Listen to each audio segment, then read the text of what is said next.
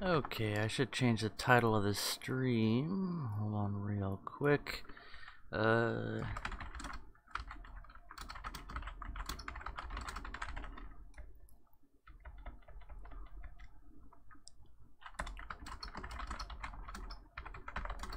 We'll call this one the best free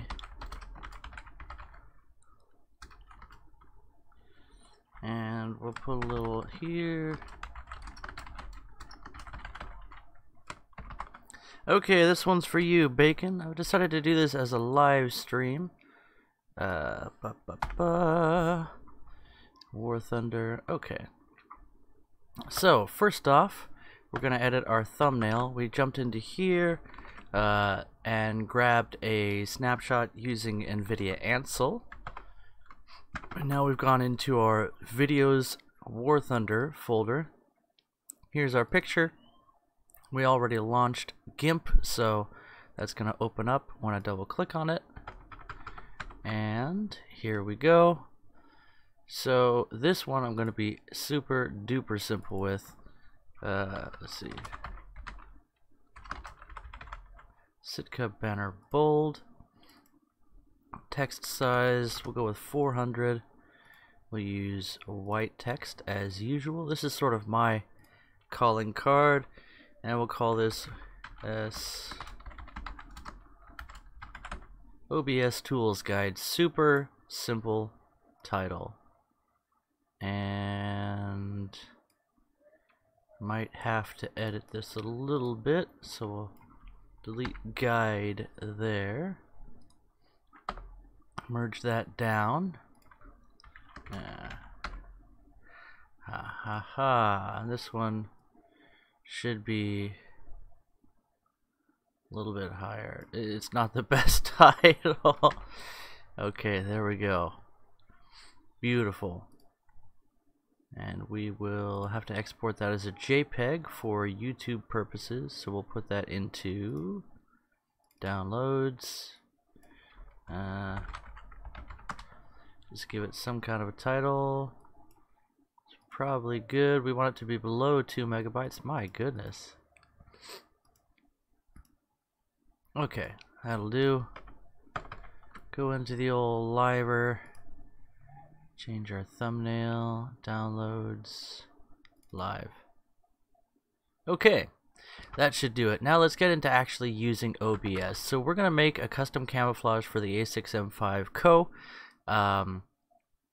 Pretty easy to do. Launch War Thunder, export, and it works better for aircraft than it does for tanks. Right now I've been having issues with tanks, so we need to go into our War Thunder install location, go to the user skins, and this will be template A6M5 Co. So it should be up here. Alrighty.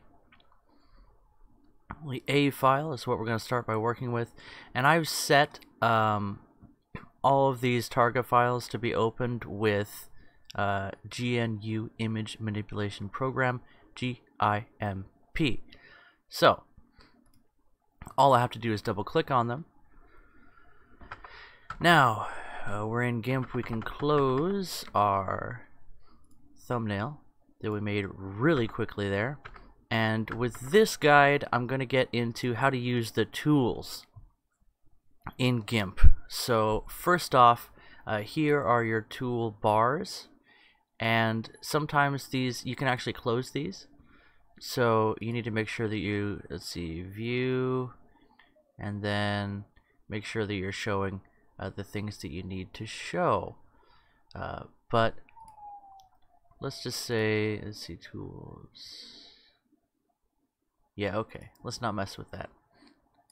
So these two toolbars show up by default, and these are what we're going to use the whole time. First thing is layers, and I always go over here to create a new layer. There's different ways to create new layers, but I always use this one right here, just the regular new layer button. I don't label my layers, but if you want to, you can give it a name. You can modify its dimensions, and I always use transparencies. Using transparent layers is the right way to go when it comes to making custom camos in War Thunder, and also for making thumbnails and stuff. So we have our new layer. We're going to copy with by selecting this and hitting Control C, just like you do, and then go over to our new layer and paste our original layer down. And you see it's a floating selection now. And if we hide the view, by the way, if you want to hide a layer, just click on the little eye to hide it or reveal it. We're actually hiding our base layer, and what we're looking at is this floating selected layer. So it's automatically selected. If we want to edit this layer, we can do so now before we paste it down, but we're just going to paste it down now. So even though we already hit copy and then paste, Control C and then Control V on our original layer, this is only temporarily pasted down until you get done editing it, and right click on it and anchor it. So right here, anchor layer, you can scroll over and click on that. I just hit the A key and that anchors it into place. So now you see, if you look at our layers, we have our original layer, and on top of that we have this copied layer, which is a complete copy of the original.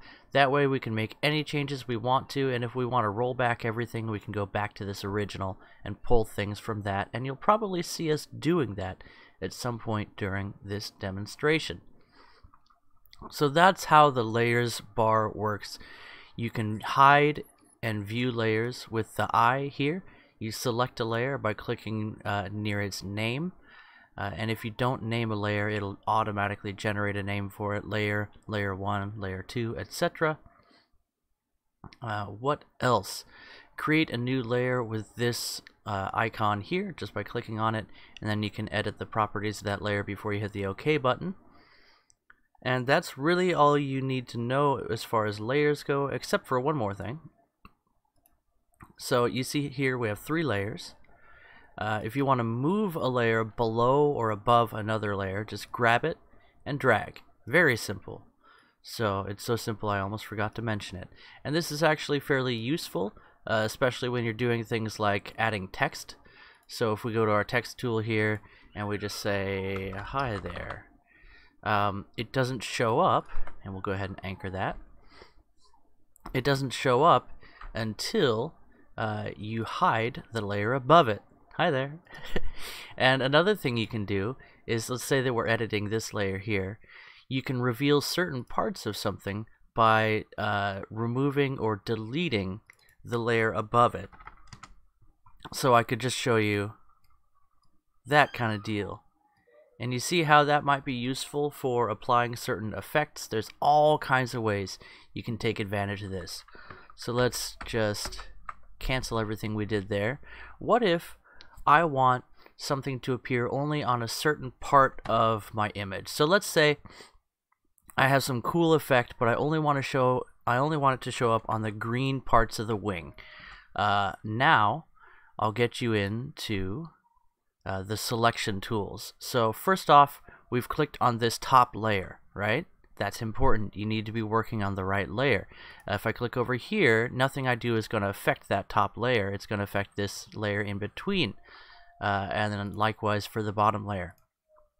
So we click on the layer we want to work with, and we use our selection tools. This whole top part here of our toolbox is the selection tools. Box select is fairly straightforward.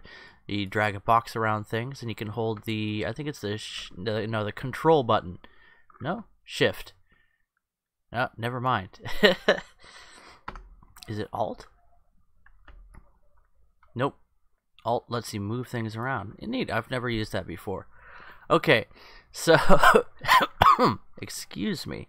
I'm dying. Box tool is fairly straightforward, and it's not something that I use all that often, just because with a file like this, there's a lot of lines that don't work in perfect 90-degree angles. Similar, oval select can be kind of useful, especially when you're dealing with things like rondels. You can try to line up the oval select tool, and you can always drag it around and zoom way in and do fine adjusting by dragging on the corners, just like that.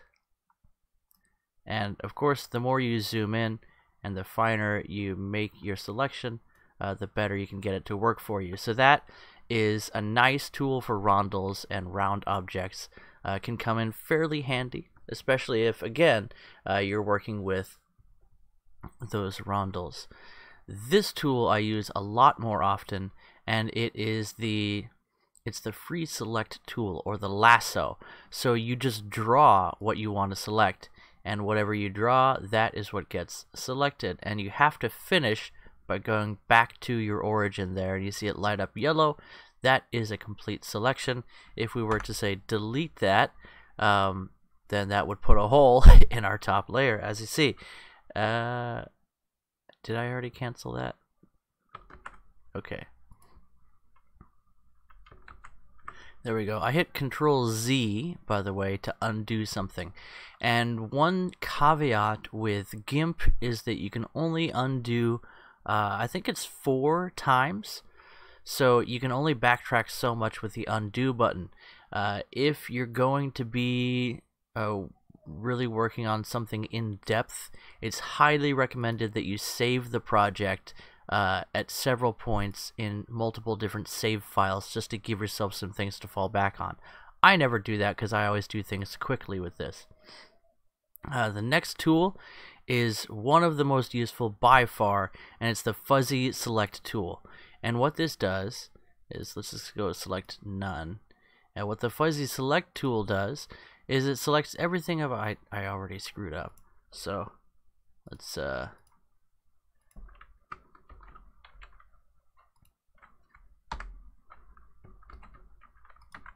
okay. The fuzzy select tool selects everything of a certain color within the bounds of that color. What does that mean? Well, it's easier to show you. See, we've selected all of the green area here, none of the red, none of the yellow, and only on this wing area, and then this area that's bounded off by red is also not selected. What if we want to also select this green area here? Then we would hit this button over here, add to the current selection, and then we would click. Now, every time we click, we're adding to our selection. So you see we've selected most of the green on this wing. That's one way to do that, and it's especially useful if you just want to add one particular section. Let's say this little black part here as well. There you go. Now we've also added that to the selection, and we've left out all the gray. There's another way to do that if you want to select on a more broadcast area. So we'll go select none. By the way, that's a very useful tool as well, up there on the toolbar, or the main menu bar, you could say. There's also subtract from the current selection. So let's select a few things, and let's say we want to deselect this red part. We can go subtract from the current selection and deselect it that way. There's another thing that's useful, and that is the intersect selection type. And that one is a little bit more complicated. And what it means is, if we go to the another select tool and we select what intersects with these two selections, we'll only have selected this portion within the square of what we had previously selected. And there's definitely some uses for that, and at some point you'll run into some difficulty about some specific thing you want to edit, and you'll remember this intersect selection option, and you'll thank me. It saved my bacon. It saves you time. The main thing with getting a handle on GIMP is using the right selection tool for the job, and then after that it's using layers properly.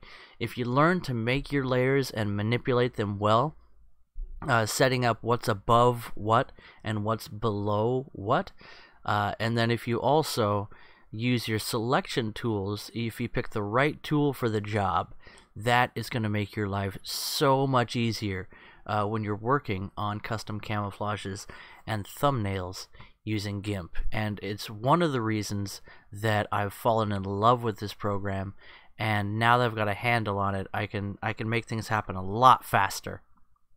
There's a lot of fun things you can do once you get a hold of these tools. So the selection tools are the most important. Play around with those on your different tool options over here. Play around with the mode to find the selection mode that works for you. And then finally, I'll talk about the color select tool.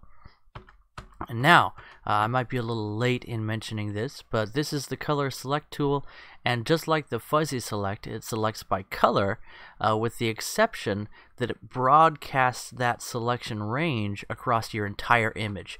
So instead of clicking here and selecting all of the green that's connected to the other green on this area, if I click on here, it selects all the green in my entire image. And then a big thing to mention with all of the select tools that have any kind of smart function like the fuzzy select or the color select is the threshold. So this applies the same to fuzzy select and color select or select by color, and it works thusly. The higher the threshold, the less specific the program will be about what color it selects. So if you look here, this green is selected, but this lighter green is not selected. If we raise the threshold, we'll put it to 20. And click here again, you see that all of this green is selected, but the green where it starts to blend into the red is not selected. You see how that works? So setting your threshold can again make things a lot easier for you. Alternatively, you can have a lower threshold, let's say 5, which is a very tight threshold, and we select something, and you see there's a bunch of these gradients that don't get selected. So what you can do, if you want to work this out specifically, is switch your mode over to add to the current selection, and then click on the colors that you want to add. And then you can see we can be very precise about what we select and what we do not select. And again, that's especially useful when it comes to working with things like layers. And this is not a tips and tricks video. If you want to see how I use these selection tools and layers specifically, watch any one of my custom camouflage videos. I use a lot of different techniques, and you'll see that the way I use these tools has evolved over time. Look how pixelated that kanji is. That's just disgraceful. A shame for display. We can do better. You could take some tighter, nicer, high fidelity kanji and paste it over that if you really want to be cool. But if you want to see specifically how I use these tools, the best place to look is at any of my other live custom camouflage making videos. You can see those skills growing as I develop as a custom camouflage maker, as an artist, if you will. And you can also see a few different ways of doing the same thing. There's definitely more than one way to custom camo a Hellcat, so that's one of those things you just need to explore. But once you get a handle on the tools, that's extremely useful. Let's talk about a few more tools that you're going to be using all the time. This one I don't use all that often anymore, but I used to use it all the time, is the color picker. So it's a dropper. You click on a color and it brings that color straight to your palette.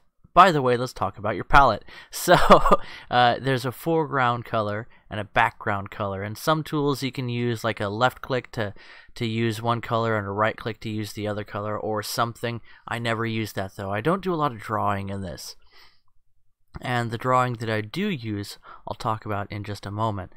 So that's the color picker. You click on a color and it puts it right onto your palette. And then for your palette, you can swap colors quickly between the two by clicking on that little arrow. And then if you want to get into a different palette, you can click over here and it'll bring you to another palette. So you can really swap in between things. But again, I don't do a lot of drawing. Usually black is the most useful color, and I'll tell you why in a moment. You can use a tool to adjust the zoom, but I just use plus and minus. It's a lot quicker for me. And all of these tools have some hot button that swaps to them. The move tool is going to be essential.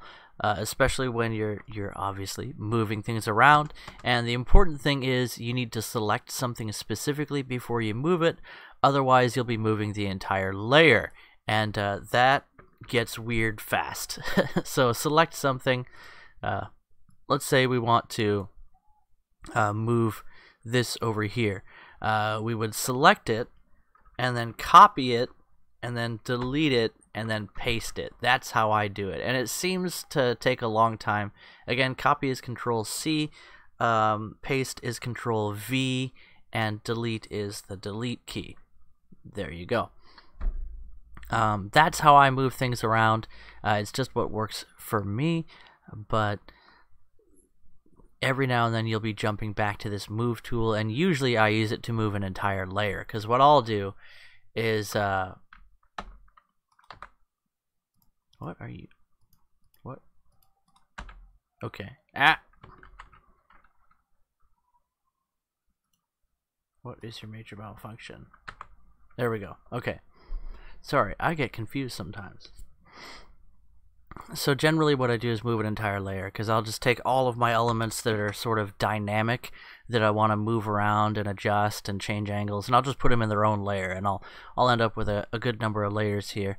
And then as soon as I have it or I want it, I'll merge it down onto like a decals layer, where all the decals are on one layer, and maybe I'll have another layer for more details, but that's getting into strategies, and you'll see that more in my other videos. Let's see, these ones I never use, so that's a thing. The rotate tool, again, much like the move tool, it's one of those tools you use to position things, and you can click and drag to rotate directly, or you can go into this menu here and specifically set the angle by either using the slider or by typing something in to this field here. And again, rotate to actually make it happen, or cancel to change everything that you've done back to normal.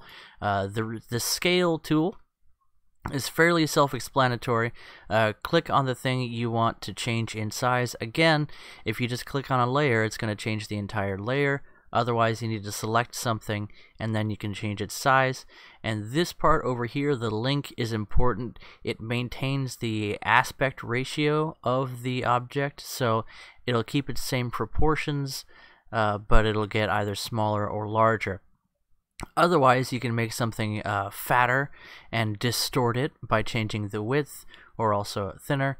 Same deal with the height. You can make it taller or squatter, and it will distort the image appropriately if you don't have that link selected. So generally, I click that link just to keep the proportions of the thing, unless I know that it's going to be stretched over the 3D model. Say for a rounded off area here, I might make something either taller or shorter, thinner or thicker, as the case may be appropriate. So that's how to use that tool. You can click in a specific number, and I go by pixels here. You can change it to all kinds of things, but pixels works very well for me. And of course, hit cancel if you want to cancel what you've just done. I never use the shear tool or the perspective tool. The flip tool, again, can be useful, especially when you're working with things like decals and text, to flip things around vertically or horizontally. And again, it's really that simple. You see we have horizontal selected here. We can flip it over to vertical and just click to flip. Very simple tool and very useful, especially since it's so quick.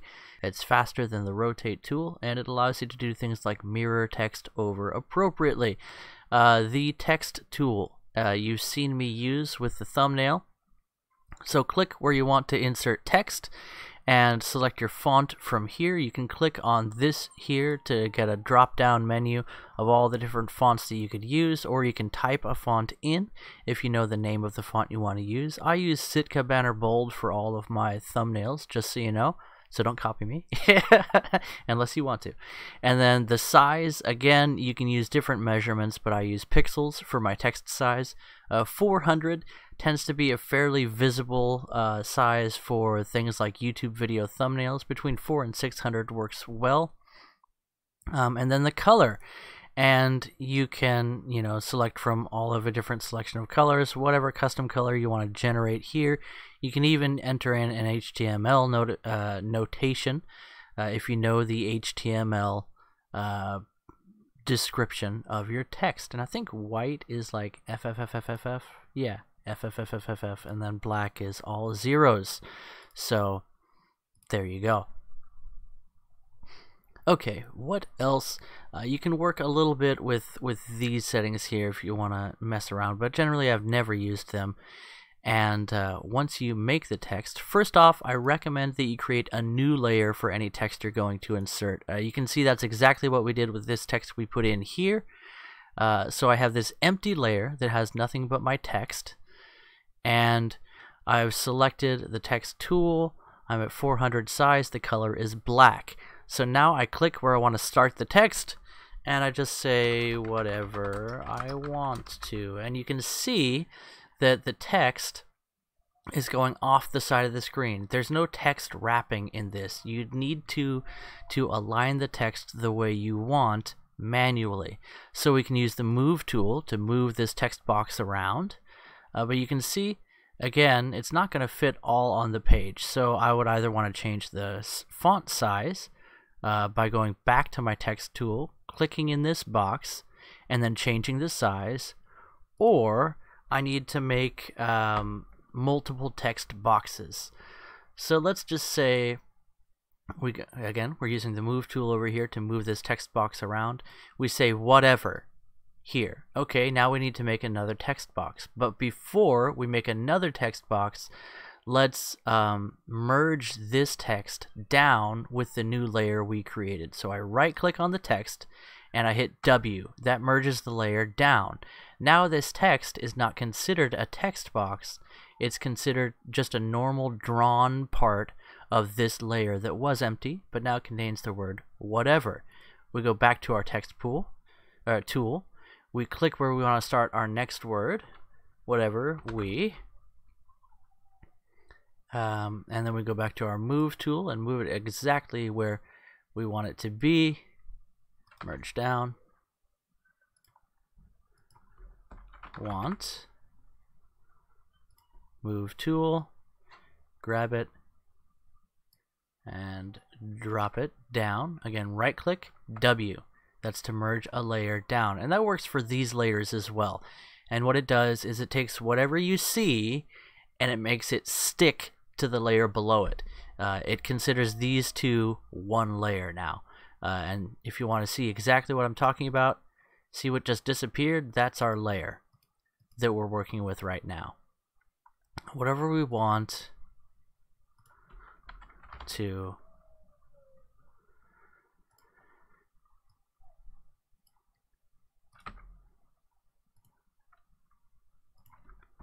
say. It shouldn't be a period. There we go.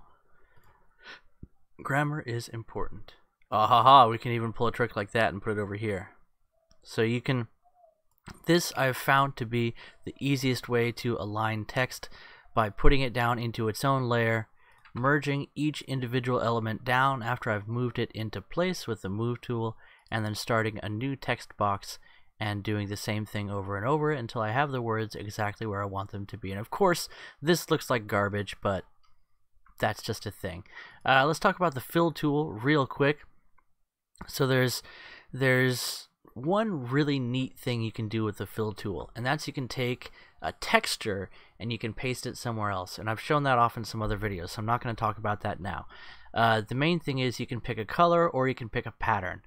And if you pick a pattern, you can pick whatever's on your clipboard by clicking this field right here. Okay, good. Let's wrap this up because I got to poo, and that's going to take a while. So we'll end the video here. You can fill either the similar colors or the whole selection via here. You generally want to fill the whole selection. Okay, I gotta go. I'm holding it in. These are drawing tools. I never use them. The erase tool is pretty cool. Work on the hardness here if you want it to have rough, defined edges. Hardness 100. If you want soft edges, lower hardness. Opacity, yeah, that's the thing. And then the size of the tool is going to change with this figure here. Okay, I gotta go, guys. There's more to say, but I guess I'm going to end it here. I gotta go drop a dookie. Okay, bye-bye.